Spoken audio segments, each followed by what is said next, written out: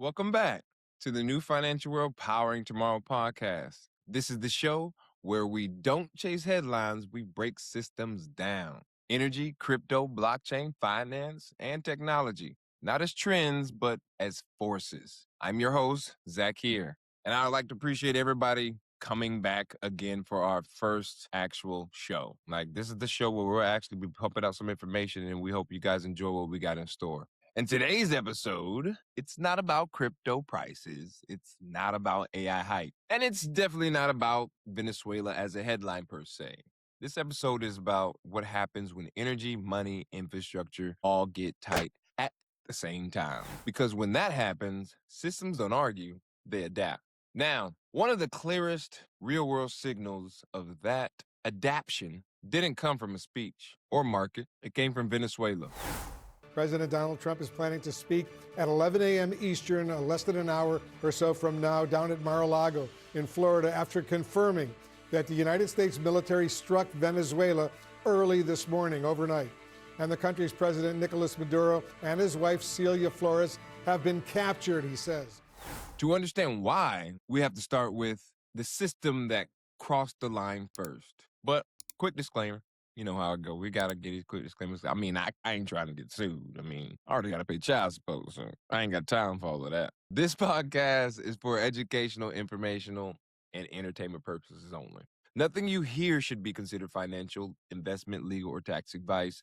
Always do your own research, people, and consult with a licensed professional before making any decisions. The views on this channel are of my own and do not represent any employer or organization. Now, let's get into it. For most of its life, for most of whose life?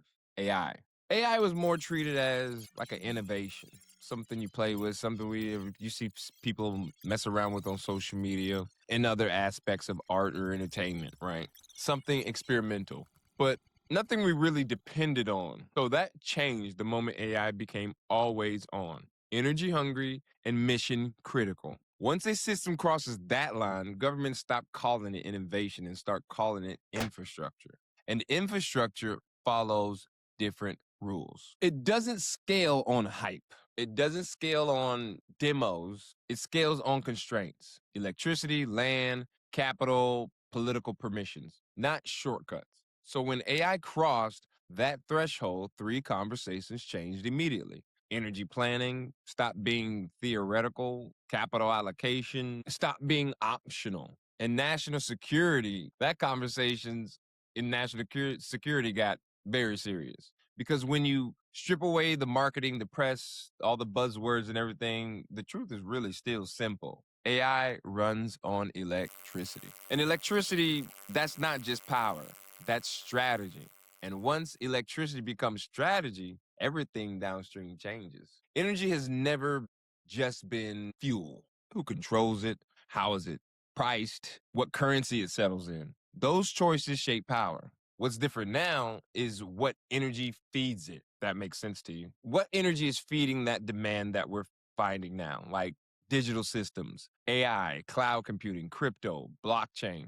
These systems don't tolerate outages, and they can't have uncertainty, and they don't wait for politics to catch up. As we see with the old Clarity Act bill today, banks pushing back with DeFi, or not just DeFi, but crypto in general, trying to protect their income and trying to take other people's yields that they should earn. But I'm not here to debate who's right, who's wrong, or take sides, but I just understand lobbyists are trying to stop exchanges and other ecosystems from offering yields. But that's when digital systems become essential, right? Energy stops being an economic input and it becomes more of a strategic constraint. That's why energy has re-entered geopolitics so forcefully, not loudly, not theoretically, but decisively. When shifts like this happen, you don't see them first in speeches. You see them in where pressure appears, which brings us to Venezuela. Hola, mi gente. Sorry. Flashback South America. Before going further, proper credit is due. This approach was catalyzed by insight found in a specific article I read by Sean Ring, editor at Rude Awakening, titled Seremos Bienvenidos como Libertadores. Say that 10 times fast. I'm not going to walk you through his whole politics, okay? Or his interviews or his conclusion of his article, right? Well, he thought about it. What stood out to me was something more fundamental: the signal. The key idea wasn't Venezuela itself, it was more where pressure was applied. The United States did not choose a direct clash with China, it did not choose a direct clash with Russia. It chose to move on Venezuela instead. That choice tells us something structural because Venezuela isn't the strongest player in the room. It's energy rich, yes, but economically constrained and politically, it's isolated and limited in how hard it can really push back. Oh, shit! Oh, you want something too, old man? Huh? No.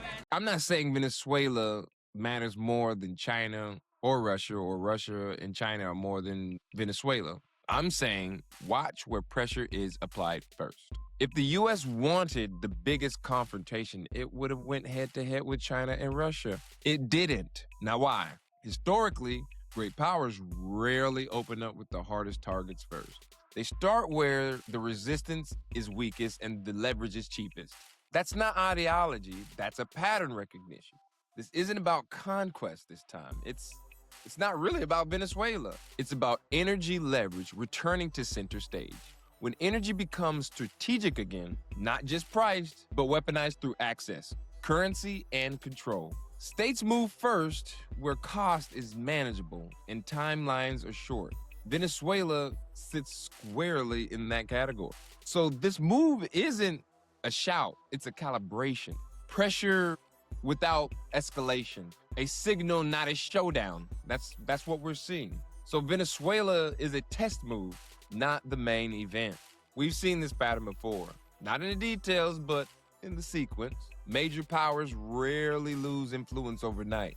They slowly lose it through second or third party effects that they didn't really think of or they didn't fully model for. Like you pull one lever and something else moves. Like trade routes shift, right? People migrate and capital flows elsewhere and regions destabilize.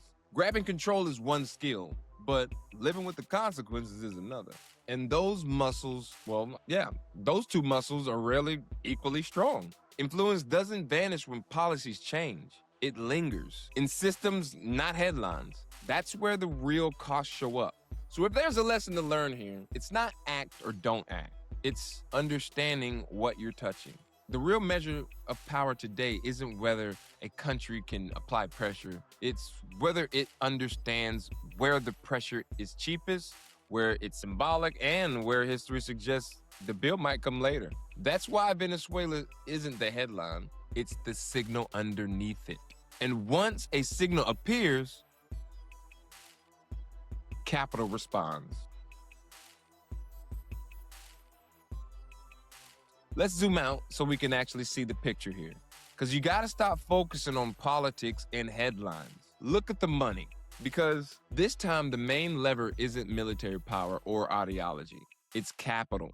Over the last 5 years, U.S. investments into South America has surged, especially into energy resources and hard infrastructure. In 2024, the foreign direct investment into Latin America and the Caribbean, over $185 billion was invested. Even as global's investment slowed, this region held up. And the United States remained the single best or the single biggest source of that money, responsible for a large portion of the inflows, roughly about 38%. And the money isn't chasing tech startups or consumer apps.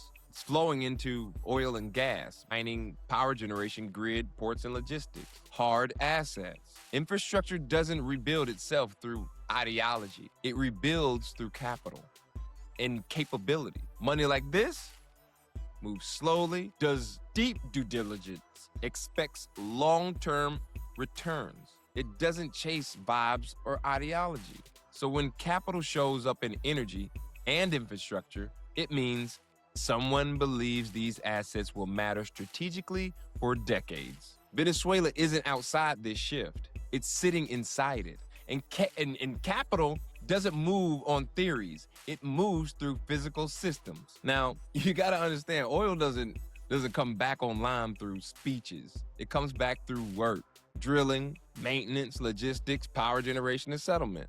That's why positioning matters. Companies like Chevron aren't there for ideology. They're there because they know how to operate damaged, complex energy systems, especially over long time frames. Behind them are trading firms such as Vital and Trafigura, the specialists who move oil when flows are complicated, including under sanctions and constraints. Then come the service firms, Halliburton, Schulenberger, and Baker Hughes, the essential infrastructure backbone that actually keeps equipment running. Without them, oil stays underground. Rebuilding Venezuela production won't be quick and cheap. Studies estimate this could be multiple decades, multiple tens of hundreds of billions of dollar projects before production even approaches previous levels.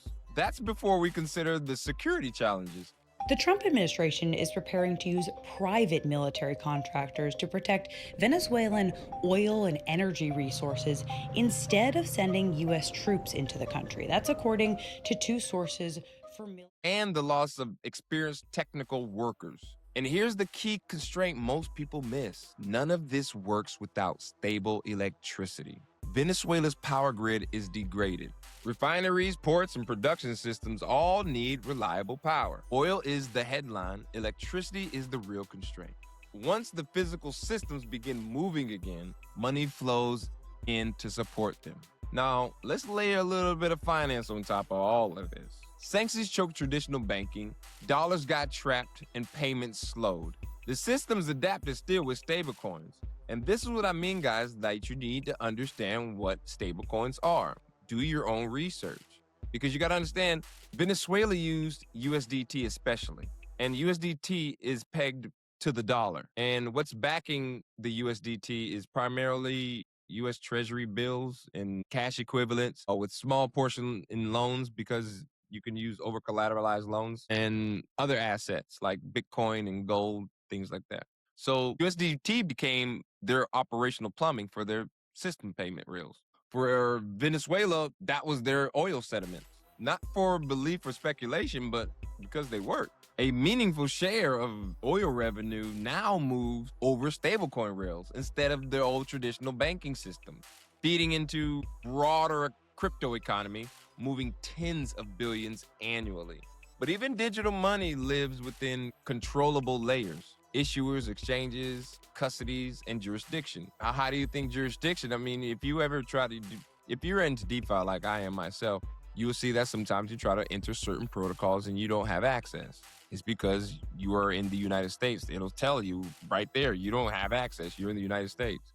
So, and there's certain yields that are available on these protocols that you want access to. Trust me. So, control didn't disappear, the rail changed. The power game stayed the same. This show exists to decode foundations. Not to sell fear, not to hype assets, not to predict collapses, but to help you understand where power matters again, why infrastructure is destiny, and how opportunity forms before it becomes obvious. If this episode shifted how you think about power, money, and geopolitics, even though this is not a geopolitical show, subscribe, like, and share. Not for hype, for clarity. I'm Zakir. This is the new financial world powering tomorrow. And remember, when power gets tight, countries don't explain, they act. And Venezuela was that action. And before I end it on my normal ending, I would like to say, if anybody has family in Venezuela that took losses and had their family hurt in any kind of way, if anybody had an American side too that had any problems, got hurt, family, the new financial world, our heart goes out to you guys. Learn, adapt, prosper. And as always, stay energized, guys.